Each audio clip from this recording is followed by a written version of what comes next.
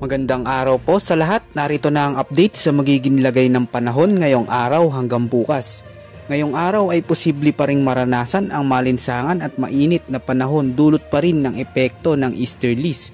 Pero wag po kayong mag-alala dahil muling magbabalik na po ang southwest monsoon o tinatawag nating habagat sa malaking bahagi ng Luzon at Visayas simula sa Biyernes hanggang sa mga susunod na linggo. Kaya mataas na ang posibilidad na makaranas tayo ng mga pag-ulan at inaasahan din posibleng magdulot ito ng mga malalakas na pag-ulan.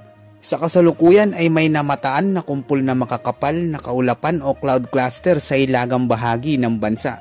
Ito yung salubungan ng malamig na hangin mula sa hilaga at mainit na hangin mula sa timog. Dahil dito mataas ang posibilidad ng mga pag-ulan dulot nitong frontal system. Ngayong hapon at gabi hanggang sa mga susunod na araw ay mas lalong mararamdaman pa ang epekto nitong frontal system na siyang magdadala ng mga pag-ulan at pagkidlat sa lugar ng Cagayan, Batanes, Apayao at sa Ilocos Norte.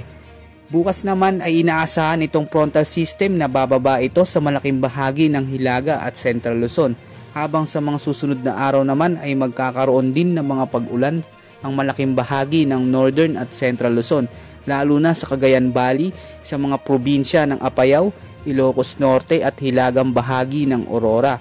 Kaya pinag-iingat po natin ang lahat sa posibleng banta ng baha at pagguho ng lupa dulot ng mga pag-ulan na sinasamahan ng mga pagkulog at pagkidlat. Para naman sa magiging lagay ng panahon ngayong araw ay makakaranas din ng mga pag-ulan ngayong hapon at gabi sa natitirang bahagi ng Northern Luzon, particular sa Ilocos Region, Metro Manila at sa malaking bahagi ng Southern Luzon. Posible rin ang mga pag-ulan sa Lawag City, Baguio City, Legazpi, Tuguegarao at Tagaytay. Ang mga pag-ulan na ito ay epekto ng salubungan ng mainit at malamig na panahon. Habang inaasahan naman ang mga isolated rain at thunderstorm sa ilang bahagi ng Mindanao, kabilang ang Tacloban, Cagayan de Oro, Iloilo, Davao, Zamboanga at Cebu City. Samantala, base sa ipinapakita ng ating satellite animation ay wala po tayo namamataan ngayon na sama ng panahon sa mga susunod na araw o bagyo na posibleng pumasok sa loob ng Philippine Area of Responsibility. Pero patuloy po nating binabantayan itong epekto ng frontal system dahil mataas ang posibilidad na may mabuo ritong low pressure area sa mga susunod na araw. Yan ang weather update panahon sa araw na ito at upang maging alerto at handa sa anumang panahon lalo na sa mga papasok na bagyo ay manatiling nakatutok sa lahat ng update na ating i-upload.